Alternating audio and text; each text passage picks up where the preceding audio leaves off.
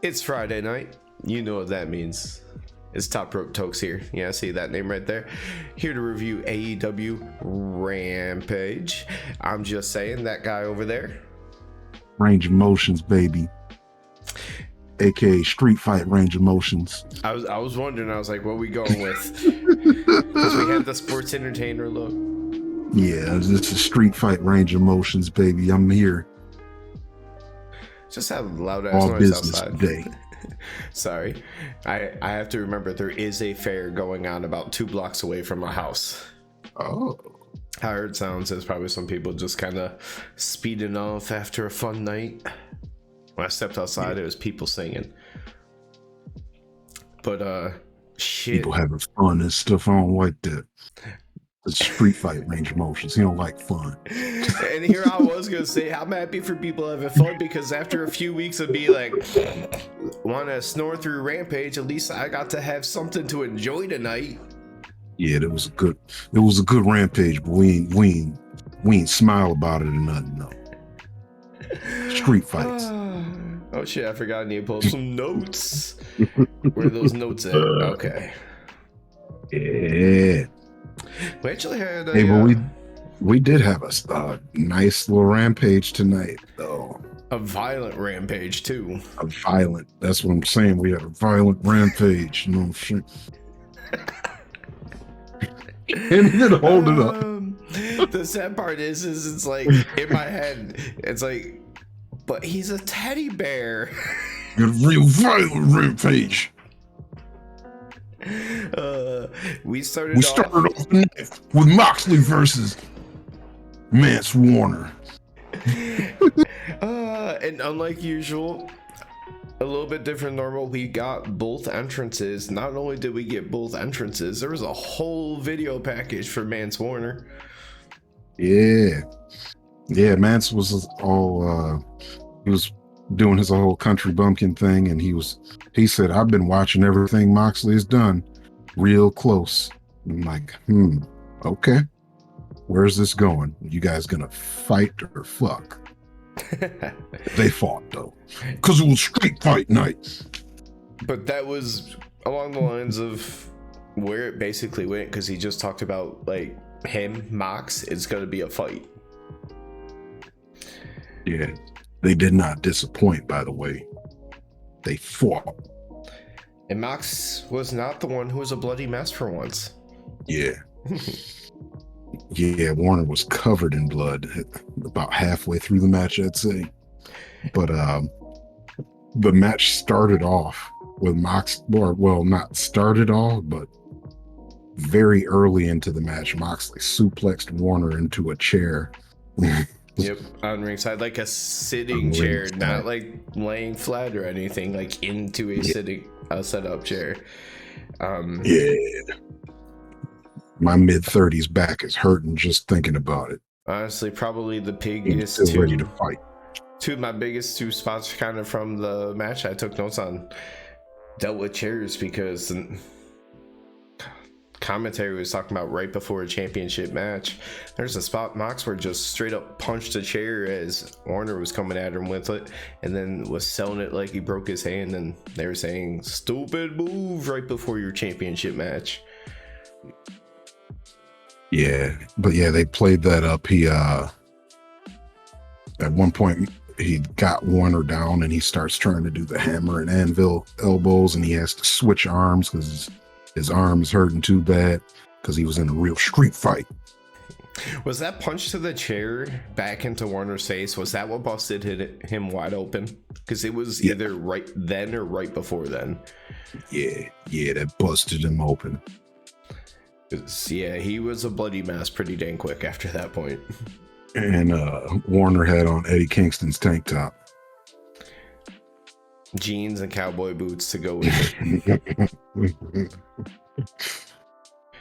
Literally, if you saw them walking down the street, you would just think it would be and I don't mean this in any disrespect, you've heard a bunch of people talking about it, if Eddie was in better shape.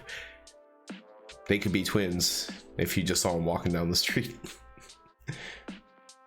Yeah, that it was killing me with that tank top, man. I just kept thinking about Eddie the whole time. that dark color with like the yellow But outline. not to disrespect Mance Warner, because he put on a good show on a Rampage in a street fight.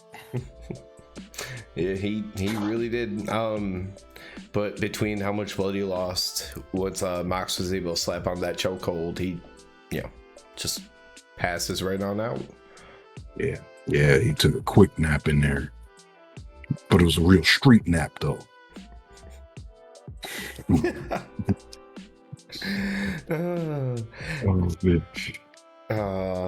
Next we had the part that we were just laughing about before the actual start of the recording of the podcast.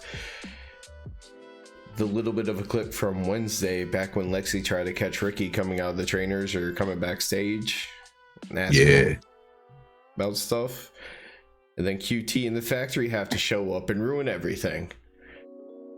The QT says that they want to help him out because he keeps getting his ass whooped by Hobbs. That's not paraphrasing at all, but he basically, they want to help him out because he keeps getting his ass whooped by Hobbs. Aaron Solo gets a moment here to talk. He said him and Ricky were tag team partners all over the world before, and he knows them better than anyone else, and he knows that Ricky needs their help. Yeah, because he was saying, don't be selfish, don't be about yourself, like you've always been, and I know this. And then Ricky gives QT Marshall that defensive lineman rip move, and he storms off. Scoots right on past him. Then we got he was like, nah.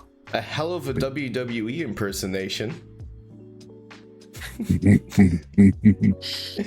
Is, we have best friends backstage. Oh, I had that right after, because wasn't the Nemeth versus Takeshita match first? Because shoot, yeah. I was real hyped about the best friends. It wasn't street, but it was cool. But Ryan Nemeth in his pink tights and his super yellow hair. I don't even want to say blonde because it's definitely like the yellow kind of blonde. Yellow like my gangster bandana.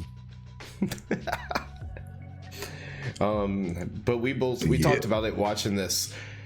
So Rampage was live, which means it was after they already taped when we looked into tickets, because it was 2.5 hours away. Yeah, we almost did it, y'all. We almost did it. But Battle of the Belts was scheduled to record at 8. Unfortunately. So you could tell, though, when Takeshita came out for this match, you could totally tell that this man had already wrestled the match at night. So thank God this match was short. Yeah. Takeshita, he came in like a missile. Just starts wailing on Nemeth. Yeah. At the end, Nemeth only gets to just do. He does like I guess you said it was Dolph Ziggler. See, I didn't watch wrestling back when Dolph Ziggler was a thing, but it was just sort of mannerisms and Norman Smiley stuff. Big wiggle. Yep. From the old WCW days.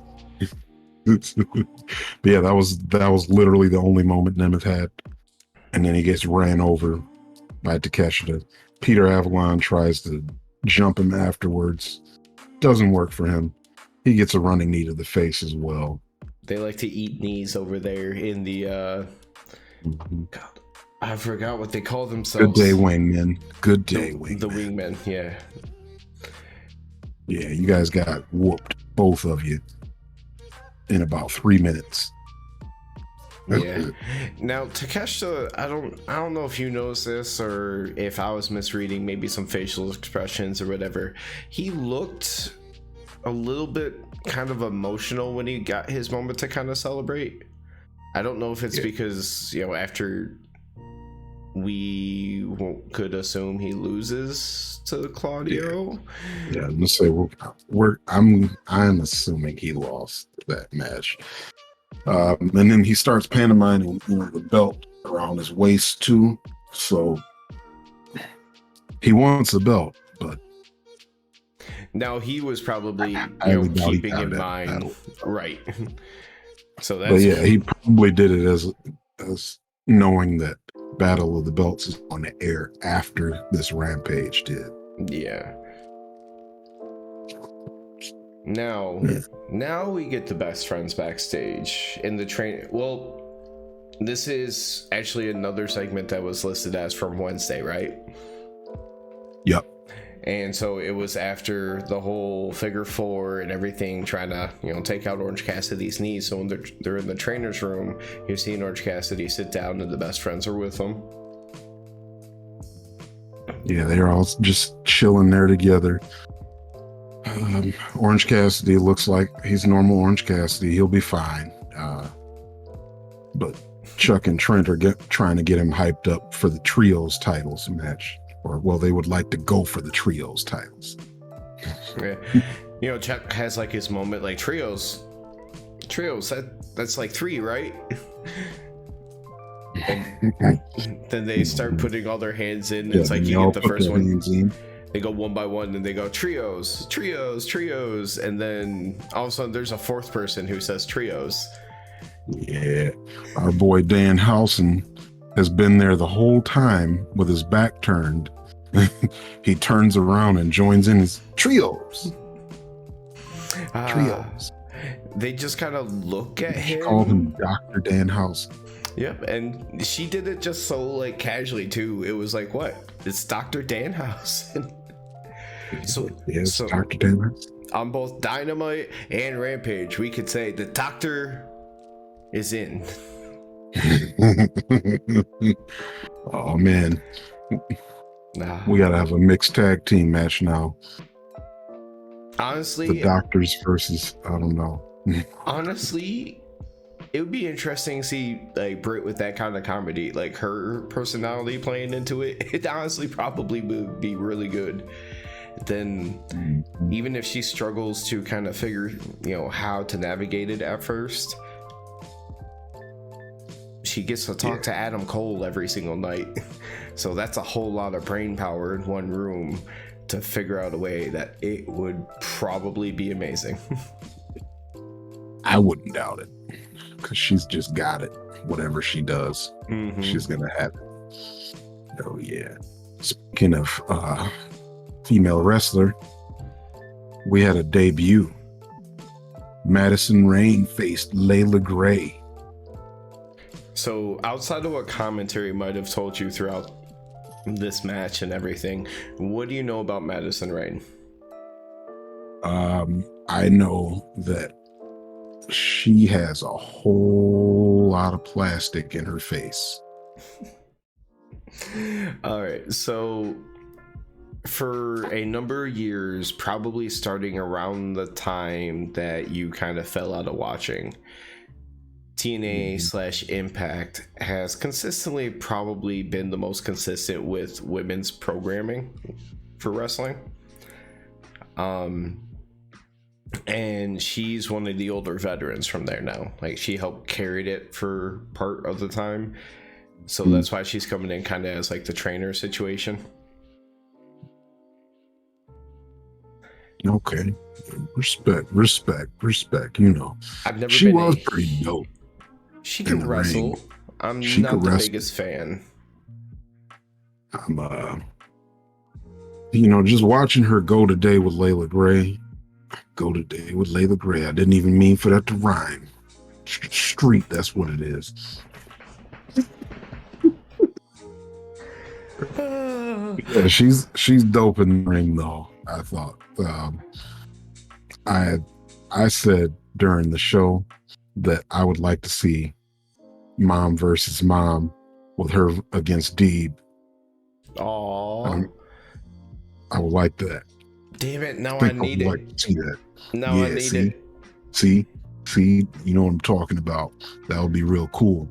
Because both of them are like the veterans that are back there like teaching all the young people too. So like put those two on TV together just to give them a tape to study for even just something like that. Do it.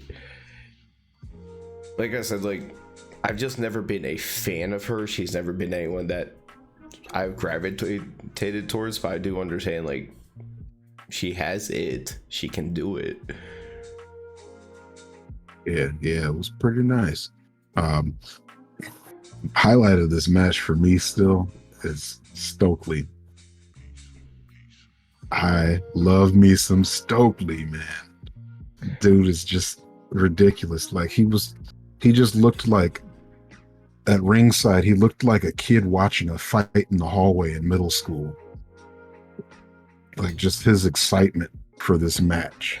I did like get to see as he came down to the ring, he kind of started doing a little bit of dance moves to the music and stuff. I can't really do it in my chair, but I'm so used to him unless he's like yelling as he's talking. He's usually kind of looking like stiff as a board in his suit, like very upright, proper posture and everything. So just kind of seeing him bust a little bit loose was fun to see. And that's before he even acted like a little kid throwing a temper tantrum on the ring steps later. Yeah, that was the next note I had in the match, actually.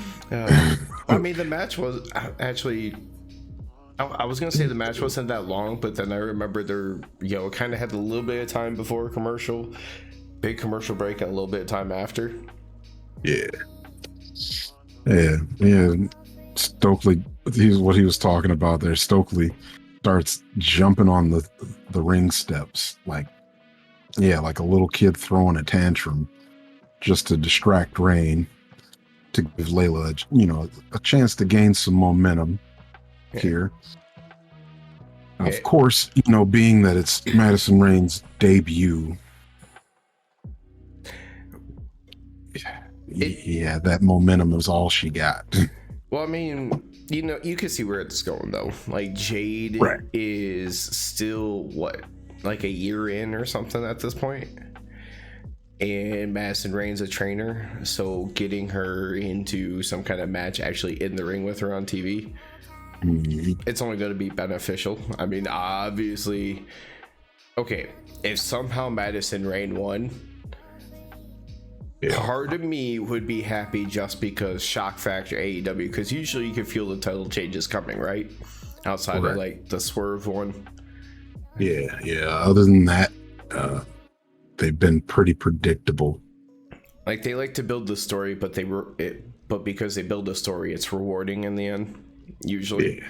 But I would probably pop out of initial excitement over surprise, but at the same time, I'd be like, that wasn't the person to be Jade. So, she's just going to get fed to Jade, so I'm not really concerned. Yeah, she's going to make Jade look good, which that's cool with me. But yeah, obviously, Maddie got the win here. And then Jade did come on down to the ring. Well, she didn't come down to the ring. She came walking down the ramp after the match. Stokely and his 2-foot self come right by her side, like her little pet. And but she says, she's got that open challenge going this week again for the TBS title. I feel like she's going to be throwing that in Chris Statlander and Athena's face again, because she offers that challenge off to Maddie, who she keeps calling her Maddie, and I love that. Just to make her seem smaller than she is.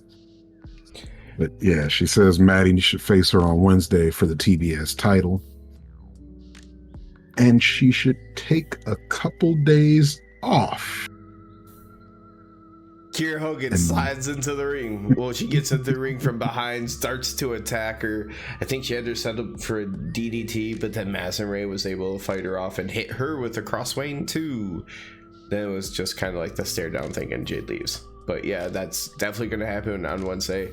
I agree with you that something about this because that was the point from before. It's like, how does she issue open challenges and you're not the first person to line up if you really want it that bad? Yeah. They don't have that fire. They don't have the fire. They better not take that belt off Jade until they're ready to put her into the regular world title picture. Yeah, unless they do something like an event in between, kind of like how we had the Owen, which kind of gave Britt something to do after she lost the title. So unless you have something else that's right there that she can do to kind of keep her away from the world title for a bit. But yeah, you're definitely, when the time comes, you have to have something lined up for her after. Yeah, whenever it happens. Hopefully not like right now, but you know. But hey, we went back to a promo after this match. We had Andrade. It's in regards to Andrade and Rush facing the Lucha Brothers. Los Ingobernables. Los Ingobernables. Yeah, there we go. And That's Lucha what Bros.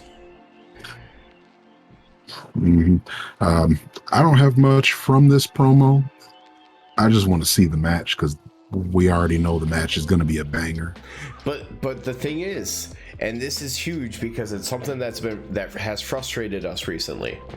They wanted it Lucha rules. Later on, commentary referred to it as like a tornado tag match, so that way you don't have to worry about tags and they could just go crazy. But if they're going truly Lucha rules, we've heard about it in commentary so many times. That means if you pull their mask off, you are disqualified. I like that because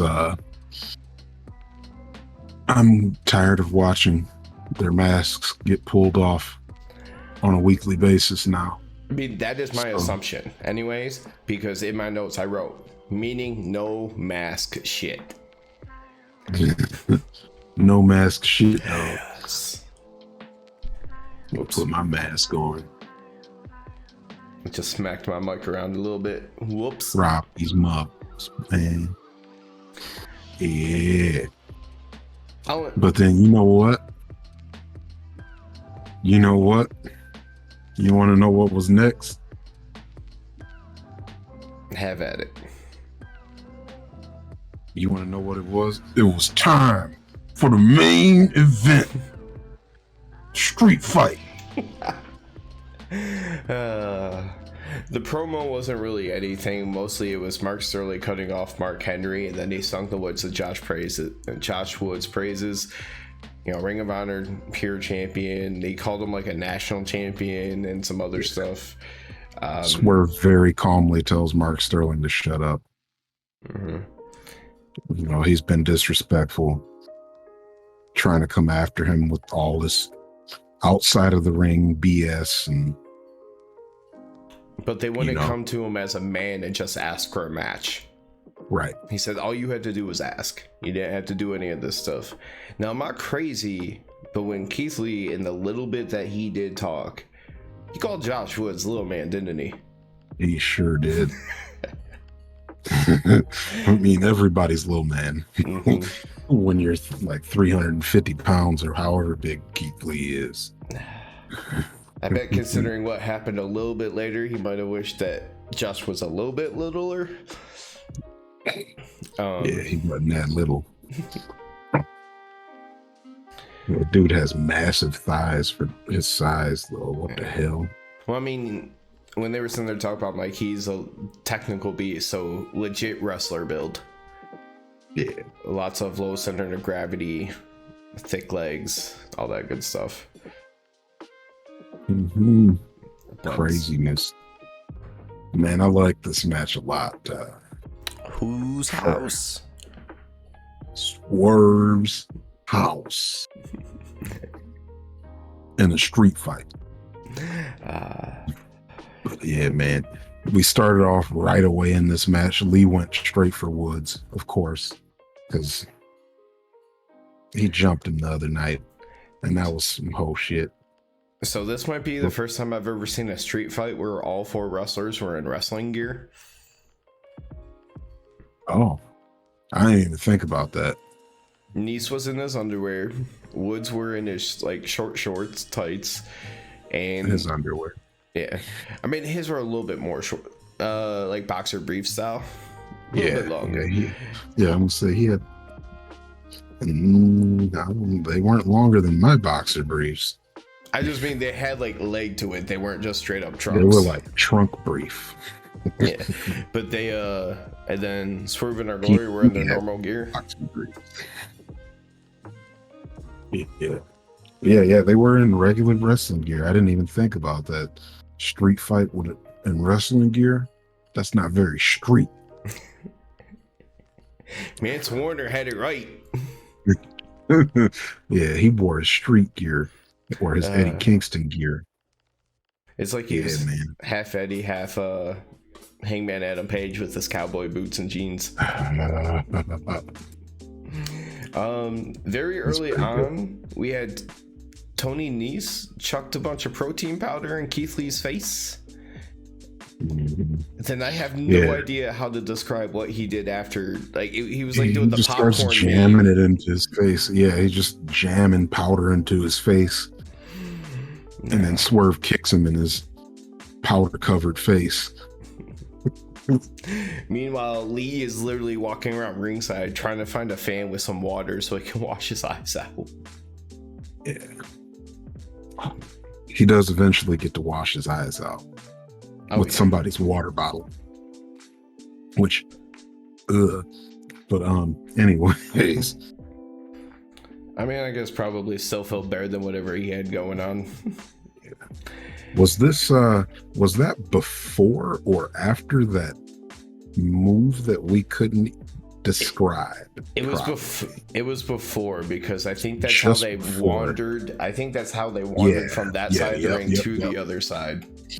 So after Keith Lee finally gets his eyes cleaned up, we see Swerve getting thrown into the ring steps by Josh Woods. And what it was it was like a neck breaker, twisting neck breaker, but it was a suplex at the same time.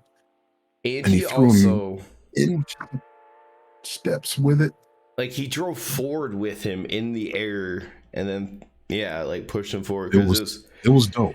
I couldn't tell you what it was, but it was dope. It's one of those things where they start to like lift up, but as opposed to going over the top for a suplex when they do the twist into the neck breaker, but as he had him held like up before the twist, he brought him over pushed him forward over towards the steel steps, and then when he did the twist, kind of like how when you see the suplexes into the turnbuckle ropes and they land like ass and first and legs up into the steps. Not the easiest thing to describe. It just, as it happened, it was like, holy shit, what the fuck? Yeah, hard to describe, but dope move there. I love that, man.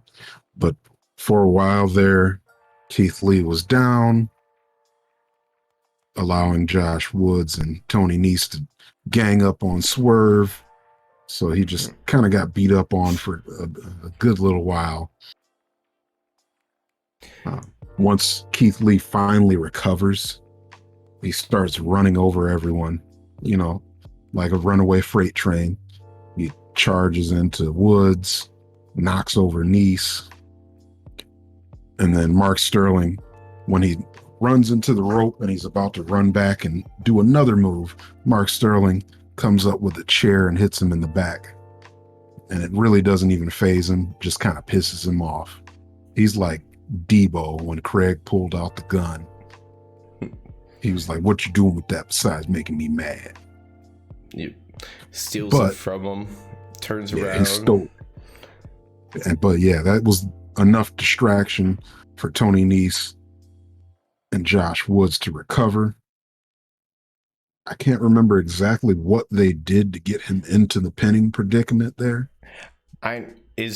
So I know to start, the very first thing is when Keith Lee turned around, Tony Nese ran up and did a drop kick directly into the chair, into his chest. I don't remember what Woods did exactly. I think he did a pump kick is what they called it. But then they did a double team DDT to him on top of the chair, and they fell into the corner. And unlike the Thunder Rosa match on Dynamite, where she broke up a pin out of nowhere, they fully showed you what Swerve was doing. Because I'm assuming that's where you're going with this, right? Yeah.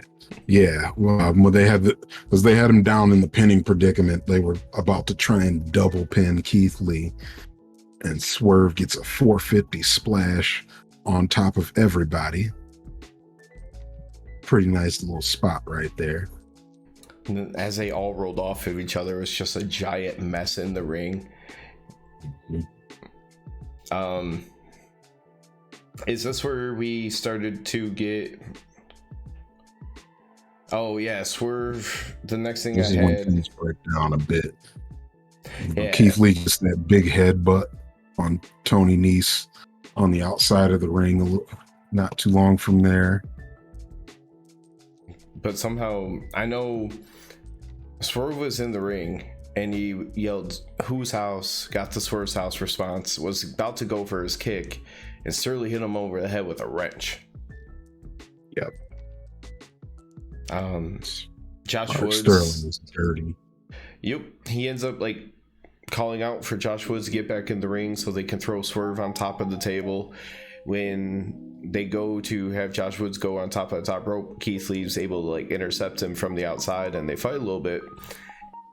Sterling's look around like realizing he has to do this shit himself finally. Goes to climb to the top rope. Very slow about doing it. Looks like a nervous little child. Climbing very, very high. He's Mark Sterling. Yep. So I mean he played to his character. And then somebody else played to their character really well. Yeah. Yeah, Keith Lee just grabs his leg and throws him off of the ropes into the table. Mark Sterling in the table. Mark Sterling, first person to go on the table. Notably, most of this match, we actually did have 2 tables set up at ringside. So I was trying to remember all the table spots. Yeah, there was just the 2. Yeah, I was like, that's what I was trying to remember. I was like, was there a third? And I couldn't think of one. There's 2 table spots. Yeah, but yeah, Swerve is pretty messed up, so things are going rough for him. And we got Keith Lee. He's still on the side of the ring apron here. He's about to get back in the ring. And then Josh Woods grabs him, starts trying to pull him back down. Pull him back down right onto the tables. He's trying to German suplex this big man while he's holding on to the rope. Good luck, buddy. Good luck. How long did this feel like it took? Because I know he was tugging on him, trying for so long before Tony Nese got involved. Yeah, I think Tony Nese wasn't ready for the spot. But he did eventually kick Keith Lee in the face, gave him a nice little pump kick to the face, which then gives him which gives Josh Woods the momentum to hit a German suplex on big ass Keith Lee into the tables. Now let me ask you, in this spot, that the hit of the night? Well, I'm just gonna put it up there. Yeah. But I was gonna ask, in this situation, would you have rather have been Keith Lee or Josh Woods?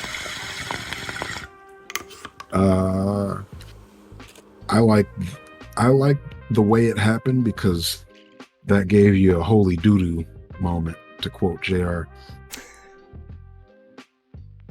I only say that because Josh Woods has Keith Lee landing on top of him essentially, but he's the one controlling everything, so he has a little bit more body control and everything that he can work with.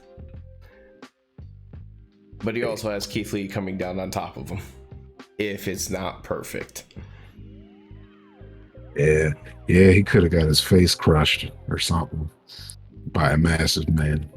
And then, of course, for Keith Lee, it's not going to be a fun spot to take either. It's just... Yeah. I don't know who might have had it worse there. Well, from the way it seemed later, there's an obvious answer. Oh, yeah. Because one of these 2 guys we see on the TV screen again, and the other one we do not.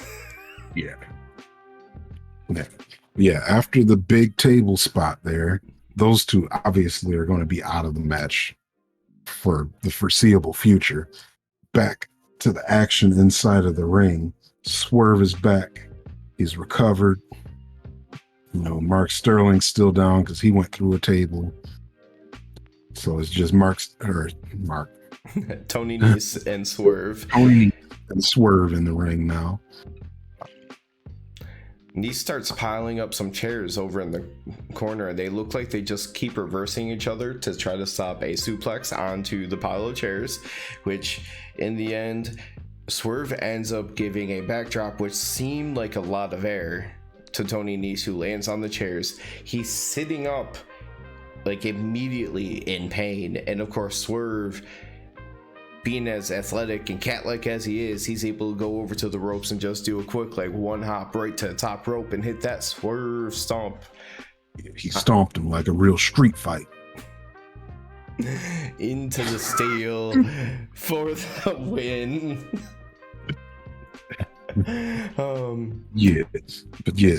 Swerve and Lee. They win the street fight. And this is when we see Keith Lee getting back into the ring to celebrate. Mm-hmm. Going back to the table spot and who we would see and who we weren't going to see again. Now, I do feel it's notable to say AEW did go past its allotted time slot. It went off air, according to my phone, it was 11:02.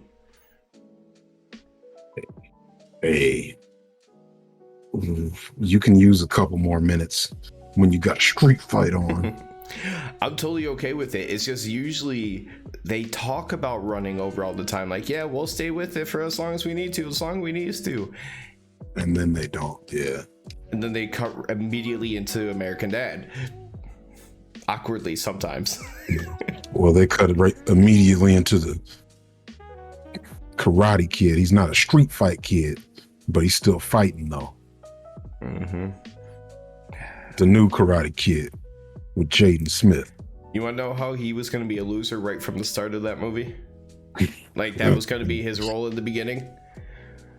He was wearing Detroit Lions gear. Back up off his Lions gear. Oh, for our buddy Brandon, we do have to mention that there was someone wearing a Grant Hill jersey in the front row today. Was it the teal? And it was the teal. It's making a comeback. Yeah, they're going to be wearing it this year as their alternate. Because I remember for a long time, people ripped on them for so damn much, and now it's getting a warm reception. So that's nice to see. Although I gave that jersey to Brandon.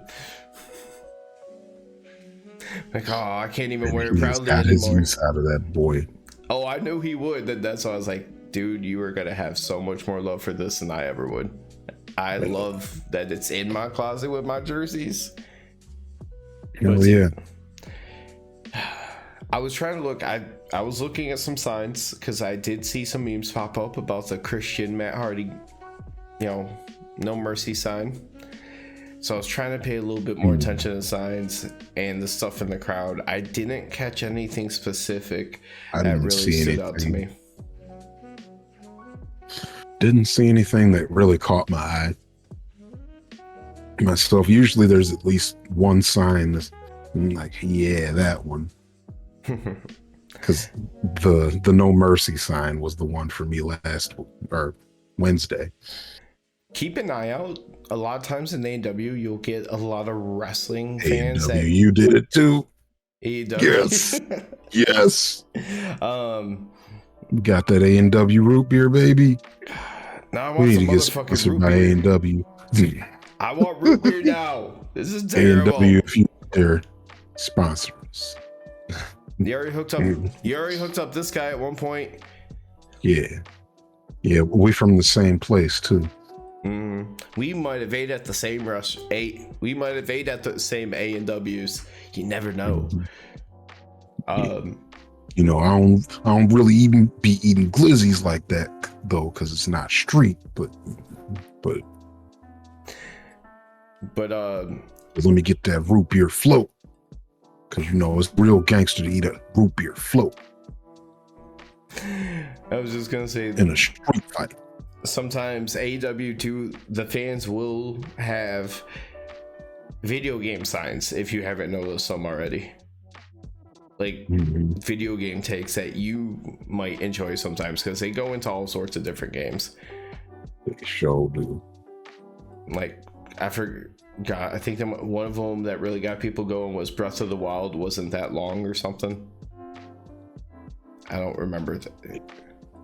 Oh, it was long for a Zelda game. That was for sure. That was for sure. But hey, y'all, we getting way off topic here. I just was. This was a rampage.